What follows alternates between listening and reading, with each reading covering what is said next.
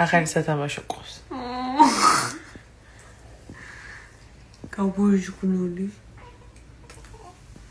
იცი, ქუჩორა უკან ახლა თუ.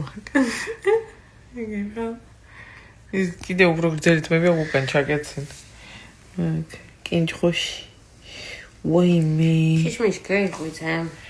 აწოლებს არა ბავშვი დაზინებას გაიღვიძა. ანუ კა დუკიდებს ახეზე ხელს თუ არა მოგატეხავ თითებს. ვაიმე. ეგრეცანებად სახეზე ხელით მოგინდება შეხება და ანუკა ზაფორო. ტელეფონს რო